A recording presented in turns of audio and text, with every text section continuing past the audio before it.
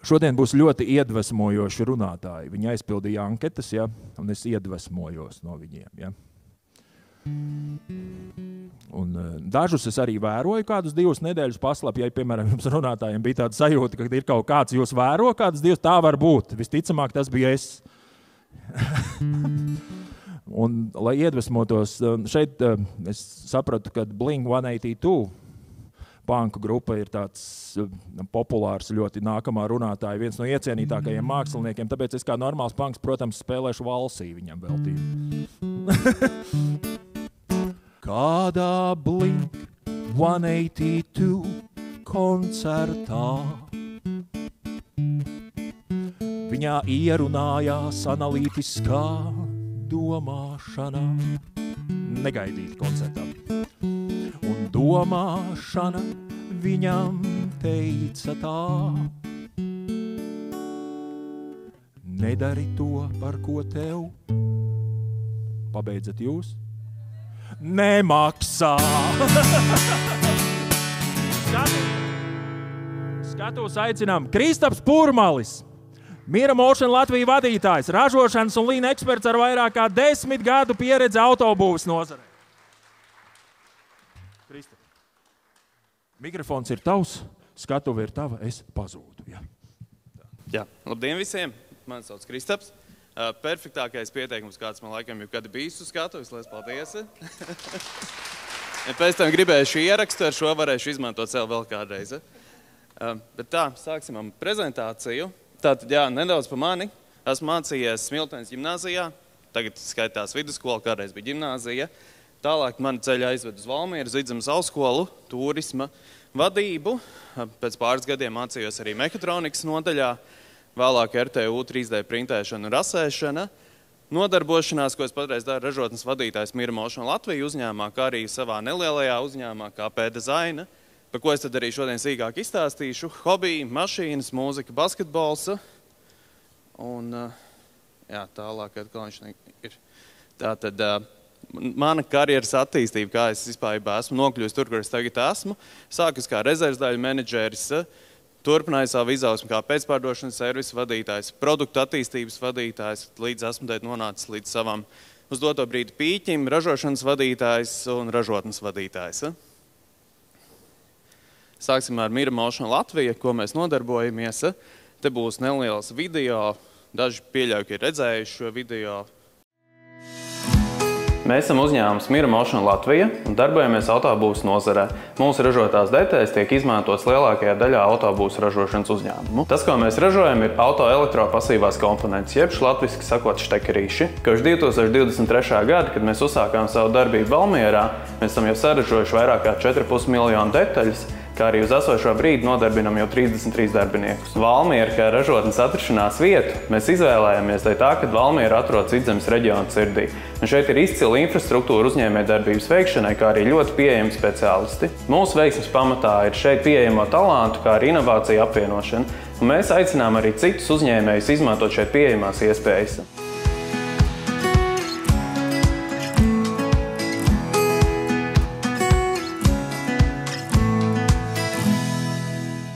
Jā, mums bija tas gods šogad būt uzvarētājiem gada jaunu uzņēmumu nominācijā, jeb pagājušajā gadā jau.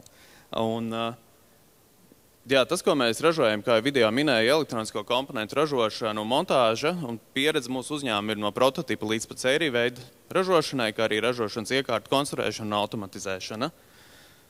Mūsu mērķi tirgus, tas, ko mēs patreiz, kur piegādājam mūsu detaļas, ir Eiropas Savienība, Tier 1 un OEM līmeņa ražotāji autobūves nozarē, kā arī industriālais un komerciālais transports, jeb viss, kas brauc, bet kas nav vieglās automašīnas, smagās mašīnas, bageri, ekskavātori, grēderi. Tad izskriesim ātri cauri par to, kā mēs attīstījāmies. Ražošanu mēs uzsākām 2023. gada pavasarī, jeb pirmā ražošanas diena, ja nemaldos, bija 1. marts. Un februārī mēs ievācāmies, te var redzēt to mūsu attīstību, ka mēs no pirmās dienas jau centāmies ieviest un pilnveidot Lean, 5S standartizēšanas, lai visi sakārtots. Jo tas, ko mūsu klients no mums sagaida, kā mēs arī varam ielausties šajā tirgu autobūves, ir perfekcionisms, tīrība, kārtība, sakārtotība, standartizēšana, ka viss tiek standartizēts, procedūras automatizētas, cik vien tas ir iespējams, lai mēs arī varētu saglabāt pēc iespējas mazāku administratīvo slogu un pilnveidoties tādā veidā. Te var redzēt, jau tagad ir 24. gada pavasaris, pēdējā bilde, kas ir uztaisīta. Nu, tagad kreisajā pusē, ja paskatās, grūti, šeit varētu parādīt. Šajā stūrī mums pirms nedēļas atnāca automatizētā līnija, kas mums ir pirmā mūsu ražotnē iekārta, kas ir nepilni $500,000 vērta. Tas bija tāds lielākais ieguldījums priekš mums, lai mēs nākamos 7-8 gadus uz šīs iekārtas varētu ražot 4 dažādus produktu tipus, kur principā būs vairs vajadzīgs viens darbinieks pie iekārtas, un iekārta varēs darboties 24 stundas dienā. Tā kā tas tāds lielākais invests sasniegums mums, kas ir bijis. Te arī noliktavas pilnveidošana, kā mēs esam no sākumiem, kad nebija ne plauktu, nekā viss stāvēja uz grīdas attīstījušies līdz tam, ka mums jau ir plaukti, paletēm, atkal viss ir nomarķēts, standartizēts. Un šajos gadījumos pats svarīgākais ir, ka klienta auditā pie tevis atbrauc auditori un pasaka, jūs neesat lieli, jūs esat mazi, bet jums tā kvalitāte, tas standarts, ko jūs esat ievieši, ir tieši tāds pats kā lielajos uzņēmumos, tajā pašā Audi, BMW, kad var redzēt, ka mēs tā kā pilnveidojamies un ievērojam visus tos standartus, kas ir. Tad neliels ieskats mūsu virtuālajā vidē, kā izskatās. Teiksim, tā var pastīties visas telpas kopsumā.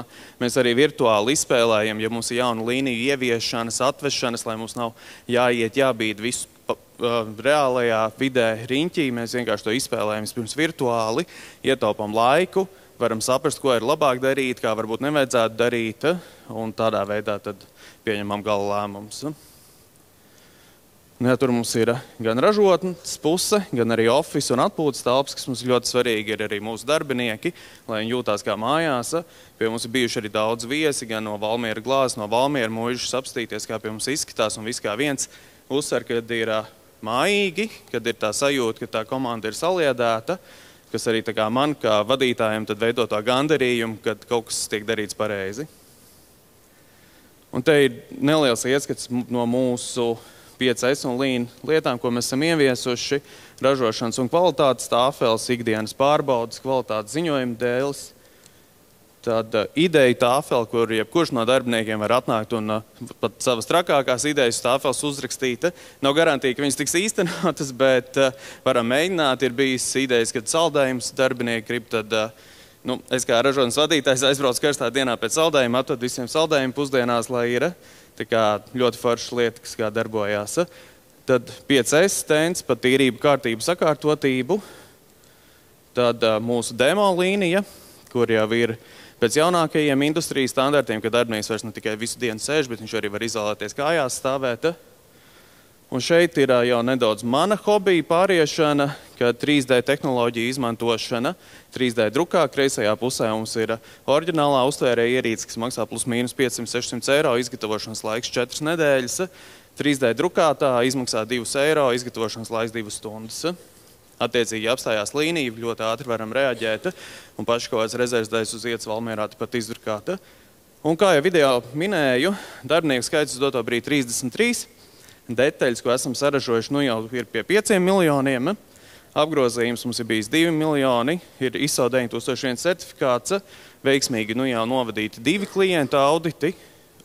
Gada jaudu uzņēmums Valmierā, no Latvijas un Tirzniecības rūpniecības kameras esam ieguvuši Sprīdīšu balvu, kā arī esam pirmais Latvijas uzņēmums BATC, jeb šo Baltika Automotive Component klasterā. Un tagad nedaudz par savu vēl privāto nodarbošanos, jo pieļauju, ka Valmierā lielākā daļa man tieši zināma ir motion, bet ir arī uzņēmums, ko es privāti nodarbojos. Man arī QR kodi, ja kāds grib droši vien noskanēt, tur ir mani Instagram profili, kur es reklamēju tās lietas, ko es taisu. Iemesls, kāpēc vispār sāk nodarboties 3D printēšanu, ir šis, jo pērkot mašīnas nesētījos priekšā, cik dārgi maksās šim vecajam auto rezerves daļas, līdz ar to es izdomāju iet grūtāko ceļu, nopirkt 3D printeri, iemācīties rasēt, iemācīties drukāt un veidot tās detaļas pats, kas beigās noteikti daudz dārgāk nekā, ja es būtu nopirkt tās detaļas jau startā, bet vismaz interesantāk. Un tad tas, ko es ar privātu uzņēmumu nodarbojos, ir 3D skenēšana, detaļu projektēšana, 3D printēšana, gan FDM, gan SLA tipa printeri, kā arī karbona stikla šķiedras detaļu izgatavošana. Tad, kad es veidoju šo prezentāciju, es sāku likt kopā karti ar tām vietām, no kurienes cilvēki pirkuši manas rasējumus un arī drukātās detaļas. Un es tā kā nedaudz apstulbu no tā, cik tomēr plašs tas reģions ir, ko es esmu savām privātajām detaļām aptvērs. Jo, ja ar Maira Motion Latviju mūsu patreizējais eksporta tirgus ir Vācija, tad privāti es esmu principā uz katru kontinentu kaut ko piegādājis. Lielākoties tie ir mani rasējumi, mani individuālie darbi, ko es esmu izveidojis. Un interesantākais, ja nemaldu, ir šeit katara, uz kuru ir pirkt rasējumi. Tā kā, jā, tas tāds, manuprāt, foršs sasniegums. Un tad te nelieli piemēri paraugi to, ko es esmu darījis. Kā jau pirmajā slaidā ir redzēt hobijs mani mašīnas, tas arī līdz ar to manu karjeru ir veidojis, un tad, jā, tur ir dažādas automašīnu detaļas, sākot no spoileriem, mašīnu lūpām, visbeidzot jaunākais projekts, pie kā es patreiz strādāju, karbona ieplūdes kolektors. Tā kā, jā, tie īstenotie projekti, un liels paldies par uzmanību. Vēl gribēju pieminēt klāt, ka mēs kā uzņēmums gan šeit Valmierā, gan arī es kā smiltenietis ar savu privāto projektu augstu novērtēju to, ka gan Valmieras pašvaldība, gan arī atļaušos nedaudz paslavēt savu pilsētas pašpārvaldi visu, kad arī viņi ļoti labi darbojās uzņēmēju attīstībā un ar visiem projektiem un lietām atbalsts, cik vien var. Līdz ar to es iesaku visiem izmantot pēc pilnas programmas tos iespējas un palīdzības, ko viņi sniedza. Paldies!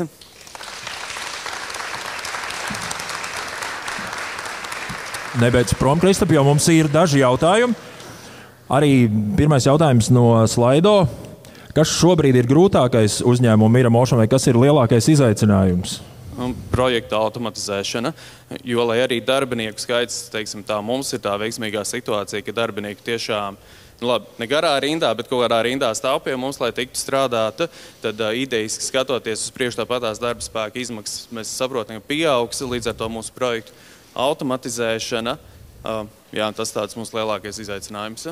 Varbūt, ja drīkst atklāt, varbūt arī no izaicinājuma, ņemot vērā, ka tēma ir eksports, ir kaut kādi tirgi, kuros jūs vēl tikai gatavojaties iekļūt, vai to nedrīkst stāstīt? Ne, to mēs droši varam stāstīt. Uz doto brīdi mēs ejam gan aviācijas virzienā, gan arī militārajā virzienā, jo tas, ko mēs stāstījām, kā minēju, elektropasīvās detaļas, jeb vienkāršāk sakot štekerīši visām iekārtām, sākot pat no mājas sadzīves iekārtām līdz pat tiešām militārām vai aviācijai, ir nepieciešami šie vadu savienojumi. Un tad, attiecīgi, jā, mēs ejam uz šiem tirgiem, bet, protams, tas ir izaicinājums, jo konkurence ir liela. Un tas ir, kamdēļ mēs cenšamies ieviest pie mums šos augstos kvalitātes standartus un tos tīrības standartus un standartizēšanu kā tādu, lai, kad cilvēks pirmoreiz atbrauc, arī, teiksim, tev brauc pie tevis jauns klients, lai viņš redz, un viņam ir tāds wow efekts, ka viņš atbrauc uz Latviju, un viņš ienāpēš iekšā mums tajā ražotnē, kur tiešām super skats uz gauju, viss gaišs, viss tīrs, un mēs esam to piedzīvojuši, ka cilvēki atbrauc, tiešām viņi pirmoreiz ienāk, viņiem tāds wow, kā tas var izskatīties, un tas jau tas pirmais lielais plus, ko mēs reiz iegūstam no klientu puses. Jautājums arī, tu jau teici par militāru arī. Ja ir militārā ražošana, tad vai ir iespējams, ka kaut kad sadarbosieties arī ar Patriju, vai varbūt tas jau notiek? Vēl nē, bet, teiksim tā, esam ceļā uz to un ļoti ceram, ka kaut kad tas arī būs. Ja ir arī kādam jautājumam tāpat no vietas, var pacelt roku un ar mikrofonu pie jums pieies, jūs droši varēsiet uzdot savus jautājumus. Pagaidām vēl nav. Jā, paldies par ideju sienu šeit. Vienkāršāk. Jā. Ļoti praktisks jautājums. Kur tieši Valmierā atrodas jūsu ražotne? Kādreiz šī iela saucās Paegles iela, tagad ir Pāvila Rozīša iela 47, jeb kā lielākā daļa valmieriešu šo vietu pazīst ar bijušo maizes ceptuvi. Interesants stāsts, ka mēs atklājām ražotni tur un regulējām liftu, lai varētu normāli mūsu kravu vest no noliktavas uz ražotni augšā.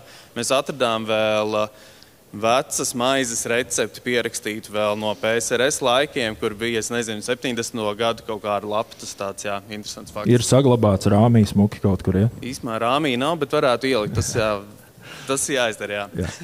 Vēl 3 iedvesmojošas lietas. Es pieļauju, kas liek nodarboties, iet uz priekšu. Tā aizrautība, pierādīt arī tā kā vairāk plašākai personu grupēm vai vispār citiem pierādīt, ka mēs to spējam, ka mēs Latvijā spējam radīt lieliskas lietas. Un, azarts to visu nodarboties. Man tā šeit uzņēmē darbība bez azarta un viss tās aizraušanās vispār nav iespējama. Nu, man meitenes ļoti uzskatām rāda. Aplausi, paldies, Kristam!